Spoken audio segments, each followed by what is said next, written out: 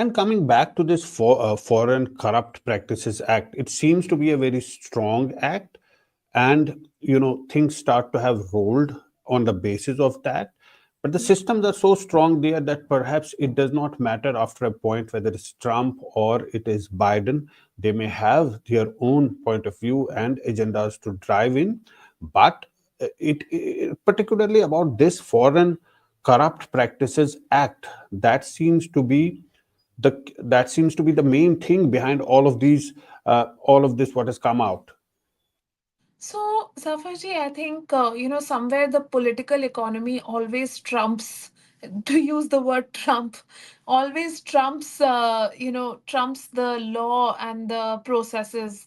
And of course, I think, again, as citizens who are concerned about the world, I would want to see, processes always and institutions being stronger than the people who are running them. But how a particular law is used and applied really depends on the person who's leading that department. Yeah, So we have to wait and watch and see, whether that law will be applied in a manner which it is supposed to be applied, or if yeah, it will be not applied. We have to see. But yeah. also we have to see the legal merits of the allegations. Because at this point in time, nobody can say whether these allegations are justified or not. So, the evidence only can really speak. I don't think it can be, speculated whether this person is right or that person is right.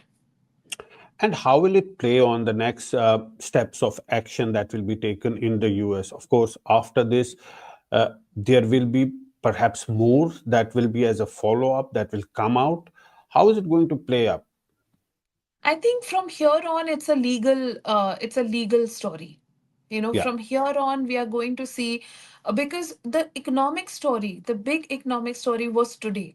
When the markets corrected and the markets really responded to these allegations, and the markets are spooked.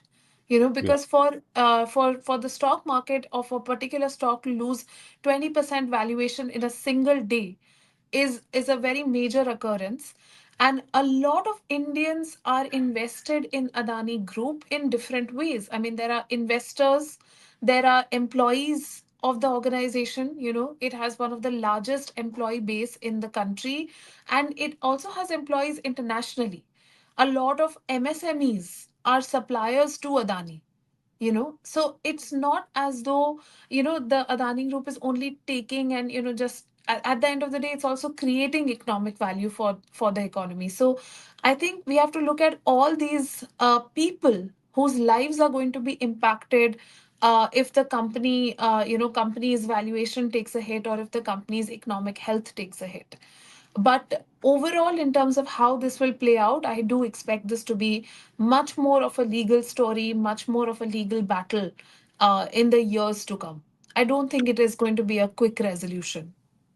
it's a legal story here on and a legal battle, but a very much a political battle in India. Rahul Gandhi gave the press conference right in the morning, even before the statement from the Adani Group. And Amit Malviya of the BJP has also tweeted, if we can have that tweet up, and parliamentary session is just round the corner. So you would expect what's going to happen there. That's that tweet. Don't get needlessly excited. The timing of the report just before the parliament session and Donald Trump's impending presidency raises several questions that the Congress is willing to be a prop in the hands of George Soros and his cabal speaks volumes. So you clearly see that tweet by Amit Malviya, Rahul Gandhi's press conference, and the Congress has been insisting for a JPC for a long time. It had dominated a parliamentary session in the past. Do you think that that is going to be repeated this time around? Also, it's a very big issue, and it's given the opposition the ammunition to hit out at Prime Minister Modi. Absolutely. There is no doubt that this is going to dominate our headlines for the next 2, 3 months. And definitely, I mean, I expect parliamentary walkouts. I expect that parliament functioning is going to completely come to a standstill because of this issue. Now, there are two sides to this, right? As a concerned citizen, we will say corruption is a major issue. we should be talking about it. And of course, the parliament should be talking about it and it should be raised. But at the same time, again, as concerned citizens, the problem is Yeah. that even while these workouts, etc., are taking place, Yeah. the usual business of the parliament is going to suffer, and we are not going to be able to see, any of the bills which are pending in parliament going forward.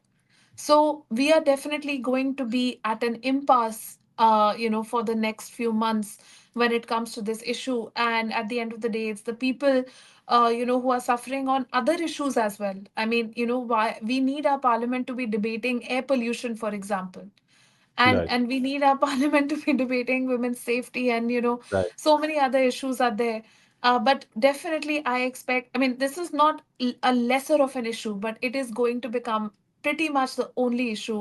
I think we can all Yeah. predict it.